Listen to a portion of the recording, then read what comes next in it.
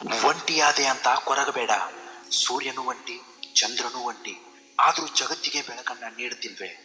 ಒಂಟಿಯಾದಾಗಲೇ ನೀನು ಏನು, ನಿನ್ನ ಶಕ್ತಿ ಏನು, ನಿನ್ನವರು ಯಾರು ಅಂತ ನಿನಗೆ ಅರ್ಥ ಆಗೋದು, ನಿನ್ನ ಸಾಮರ್ಥ್ಯ ಎಷ್ಟು ಅಂತ ಸಾಬೀತಾಗೋದು. ನೀನು ಸೂರ್ಯ ಚಂದ್ರನಂತೆ ಇಡೀ ಜಗತ್ತಿಗೆ ಬೆಳಕು ನೀಡುವುದೇನು ಬೇಡ. ನಿನ್ನ ಬದುಕಿಗೆ ನೀನು ಬೆಳಕಾಗು, ಆಗಲೇ ನಿನ್ನ ಬದುಕು ಧನ್ಯ ಅಂತ ಶ್ರೀಕೃಷ್ಣ ಪರಮಾತ್ಮ ಹೇಳ್ತಾರೆ. ಧರ್ಮವನ್ನು ತಿಳಿದುಕೊಳ್ಳುವವನು ಮೊದಲು ಧರ್ಮದ ಆಧಾರವನ್ನು ತಿಳಿದುಕೊಳ್ಳಬೇಕು. ಧರ್ಮದಲ್ಲಿ 5 ಆಧಾರಗಳಿವೆ.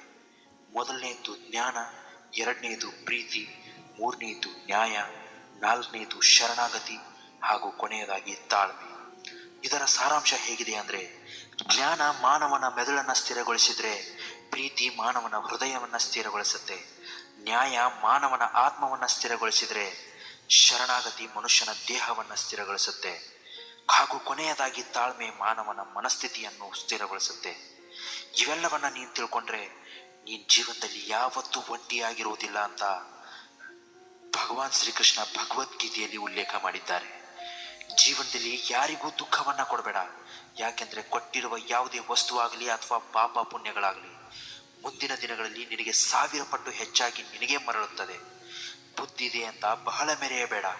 ಯಾಕಂದ್ರೆ ಕಲ್ಲು ನೀರಿನಲ್ಲಿ ಬಿದ್ದಾಗ ಅದರ ಭಾರದಿಂದಲೇ ಅದು ಮುಳುಗೋದು. ನಾನು ಒಂಟಿಯಾಗಿದ್ದೀನಿ, ನನ್ನ ಅದೃಷ್ಟ ಸರಿ ಇಲ್ಲ, ನನಗೆ ಯಾಕೆ ಯಾವತ್ತು ಕೆಟ್ಟದ್ದಾಗತ್ತೆ ಅಂತ ಕೊರಗುವ ಬದಲು ನಿನಗಿಂತ ಕೆಳಗಿರೋರನ್ನ ನೋಡಿ ನೀನು ಖುಷಿ ಪಡು. ಇವರಿಗಿಂತ ನನಗೆ ಚೆನ್ನಾಗಿಟ್ಟಿದ್ದೇನಲ್ಲಪ್ಪ ದೇವರು ಅಂತ ಖುಷಿ ಪಡು. ಯಾವುದು ನಿನ್ನ ಭಾಗ್ಯದಲ್ಲಿದೆಯೋ ಅದು ನಿನಗೆ ಸಿಕ್ಕೇ ಸಿಗುತ್ತದೆ. ಯಾವುದು ನಿನ್ನದಲ್ಲವೋ ಅದು ನೀನು ಎಷ್ಟೇ ಪ್ರಯತ್ನಿಸಿದರೂ ಸಿಗಲಾರದು. ಚಿಂತೆ ಬಿಡು. ಜೀವನದಲ್ಲಿ ಬಂದದ್ದೆಲ್ಲವನ್ನ ಬಂದಂತೆ ಸ್ವೀಕರಿಸು. ಉಪ್ಪಿನಂತೆ ಕಟು ಮಾತನ್ನ ಹೇಳುವವನು ನಿಜವಾದ ಸ್ನೇಹಿತ, ಸಕ್ಕರೆಯಂತೆ ಸಿಹಿ ಮಾತನಾಡುವವನು ನಯವಂಚಕ. ಅದಕ್ಕೆ ಉಪ್ಪಿನಲ್ಲಿ ಹುಳು ಬಿದ್ದ ಇತಿಹಾಸ ಇಲ್ಲ, ಇತಿಹಾಸದಲ್ಲಿ ಹುಳು ಬೀಳದ ಸಿಹಿಯೇ ಇಲ್ಲ. ಶ್ರೀಕೃಷ್ಣ ಪರಮಾತ್ಮರ ಈ ಮಾತನ್ನ ನೀನು ಯಾವತ್ತೂ ನೆನಪಲ್ಲಿಟ್ಕೋ. ಸುಖದಲ್ಲಿ ಎಲ್ಲರೂ ಸಿಗ್ತಾರೆ, ಆದರೆ ದುಃಖದಲ್ಲಿ ಕೇವಲ ಭಗವಂತ ಮಾತ್ರ ಸಿಗ್ತಾನೆ. ನಿರಂತರವಾಗಿ ಒಳ್ಳೆಯ ಕೆಲಸವನ್ನ ಮಾಡುತ್ತಲೇ ಇರು.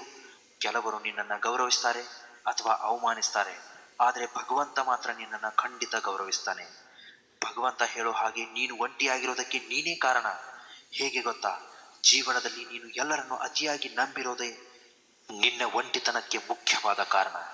ಯಾವುದೇ ಕಾರಣಕ್ಕೂ ಯಾರನ್ನು ಅತಿಯಾಗಿ ಪ್ರೀತಿಸಬೇಡ, ಯಾರನ್ನು ಅತಿಯಾಗಿ ನಂಬಬೇಡ. ನಾಳೆ ಅವನು ನಿನ್ನ ಶತ್ರುವೂ ಆಗಬಲ್ಲ. ಹಾಗೆ ಯಾರನ್ನು ಅತಿಯಾಗಿ ದ್ವೇಷಿಸಲು ಬೇಡ, ನಾಳೆ ಅವನು ನಿನ್ನ ಮಿತ್ರನೂ ಆಗಬಲ್ಲ. ಜಗತ್ತಿನಲ್ಲಿ ಕಾಲಕ್ಕಿಂತ ಶಕ್ತಿಶಾಲಿಯಾದ ವಸ್ತು ಇನ್ನೊಂದಿಲ್ಲ. ಪರಿವರ್ತನೆ ಜಗದ ನಿಯಮವಾಗಿದೆ.